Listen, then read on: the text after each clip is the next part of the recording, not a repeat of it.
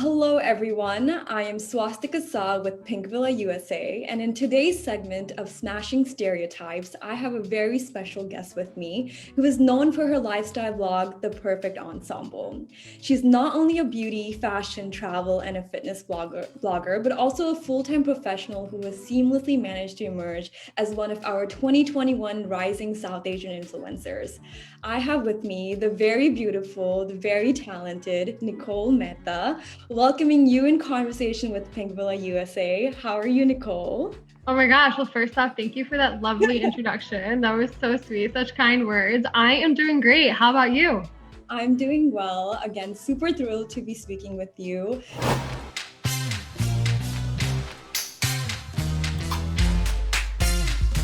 It's amazing. You're about to reach 100K followers on Instagram. I mean, how does that feel? I know it's like a big milestone for a lot of influencers. So how does that feel? You know, it's weird. I haven't been able to give it much thought just because when I started off, I was like, yeah, I want to hit 100K. But in the routine of my life, I'm just like, okay, we're just going and going and going. But it is a nice milestone when you take a step back. And something that is it's like you work towards it for so long, and then when it arrives, you're like, okay, wow, this has happened. But I'm just so thankful for the people like you and so many others out there who keep up with my content and just waking up with me and ending the day with me. I'm always so grateful and thankful for everyone. But I'm also curious to know, how did the name Perfect Ensemble came about? What was the thought process behind that? I actually had started that blog site back in college. So this is about exactly 10 years ago. I started it in the end of January in 2011.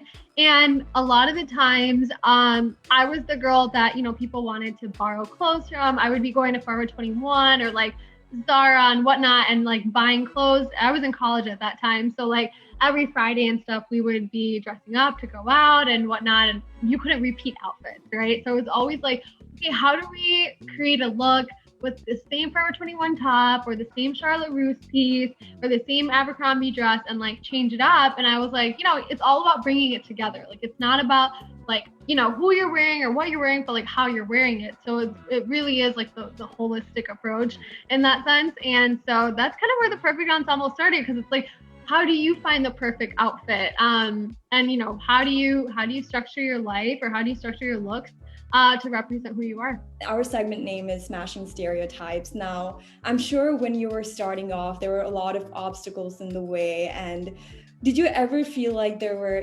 barriers from society, especially coming from a South Asian background? It's not a conventional career path for a lot of South Asians to take. So what were some of the barriers just behind the scene that you faced as you were creating content online? I think one of the biggest things that I faced was people not really understanding why I was doing this and what I was doing. And it was always the topic of conversation in social circles, whether I was in the room or not. And it is a common thing, right? You see Indian people or South Asians in the beauty space, in the wholesome content space, family content, cooking content, this and that, but you don't see as many people in the fashion space outside of India, right? You see the couture, you see people wearing Sabyasachi and this and that. The wedding fashion and stuff is so big, but everyday American or just European inspired fashion, you don't see that at street style fashion, right? So when I started off, I started at a time where the word influencer wasn't really a thing, it was becoming a thing.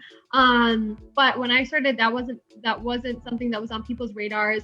I didn't go into it with the money, but the thing I faced the most was people were like, why is she doing that? What is she just gonna quit her job and take photos for a living? Or oh my God, who is going to date somebody who puts their life on social media? I want to know, you said influencer wasn't a thing. So at what point did you start calling yourself an influencer? What was that one point where you're like, this is something I could really see myself doing and doing? Yeah, it wasn't, I think I was in a silo for a long time. So I restarted my Instagram, or I had a personal account and I switched it to my blogger account in end of 2017. I dilly-dallied with it for a while, right? Because I had started my website in 2011 and I was updating that not consistently or as frequently as I update my Instagram today, but you know, it was on a routine, it was on a schedule. A lot of the times it was always like vacation stuff, or if I was traveling somewhere or cooking something. But I would say the first, I think, a year and a half, I was really just like, okay, I'm blogging, I'm still growing my page, this and that. But when I started to notice, like, my friends would come to me saying, like, I bought this product, or like, oh, you wore this, so I had to have it, or like friends of friends and things like that. Because that's really like you get DMs and stuff, but when I start to see that my friends are being influenced, or you know, they're kind of like, oh, we saw you wear it, so we had to get it and try it out ourselves. I think that's when I was like, okay, this is, you know, this goes beyond just blogging. This really is turning into that influencer content creator space.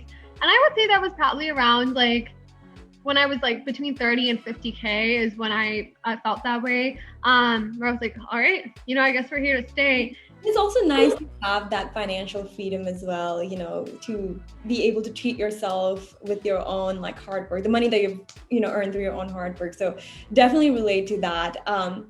You mentioned earlier that one of the greatest part about being an influencer is meeting all these different people. I noticed you recently started a Clubhouse segment on your Instagram. Tell us a little bit about that. Okay, so I actually wanted to start my podcast last year, and then with everyone working from home, I was like, nobody's gonna listen to me because nobody's commuting anywhere. But I wanted to start this Clubhouse series because I think that it is so important to meet the person beyond the gram or beyond the TikTok. I think, you know, we're very quick to want to learn like, oh, you know, like how do you work with brands, or how do you do this, or how do you do that? And for people who are interested in that space of digital marketing and influencer marketing, but the person behind those social media accounts have such great stories to share. Like there are women who we've grown up with in that sense. Like I have been following certain women for years, and they were, you know, working in the science space, or they were working in sales, and they've gone through different, you know, different journeys and different experiences that we don't get to see too much of on social media. And a lot of the time when you're getting new followers, they're just picking up from like what you posted today or what you're going to post tomorrow. So a lot of people don't catch up on the history of somebody. And I think that those experiences are so like rewarding to listen to and so inspirational, right? And they end up being the most like formative years of people's lives, being an influencer. But with that, we can go in our fun segment. I am excited about this.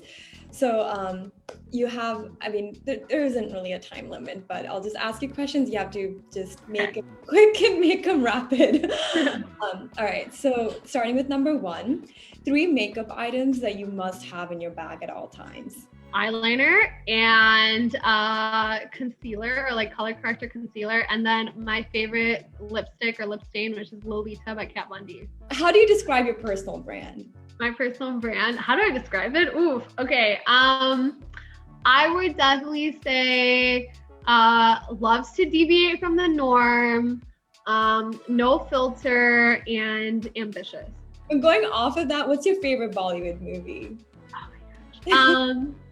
That's so tough. So I think it's a toss-up between Dil Ta Pagal Hai and Ye Jawani Hai Diwani. Where do you shop online? Like a favorite, like a go-to, like, you know, website? Zara, Mango, and Revolve. I think those are my go-to. What is your favorite hair care product? Okay, so Way has this matte pomade. If people have frizzy hair or like have flyaways, I use that. I discovered that during, I want to say like Coachella one year, where I was like, my hair is really frizzy, and one of the hairstylists that was doing my hair, she's like, no, I'm gonna put this like pomade on you, and I'm like, like, don't you put that on your eyebrows, you know, like Anastasia pomade? But they're like, she's like, no, Way has this pomade and it will literally keep your hair in place. And I was like, oh, let's do it. So now it's like a finishing product where once you've styled your hair, done the hairspray, whatnot, you can just take a little product goes a long way, and you just like put it on your hair and everything stays in place, and it's a real showstopper. Well, have a good rest of the day, and you know, keep killing the game. You're already doing such an amazing job, and I know you're gonna be, you know, you're only growing from here, and I know that. So best of luck with everything, and have a good rest of the day. Thank you so much, Swastika. Appreciate it. Bye.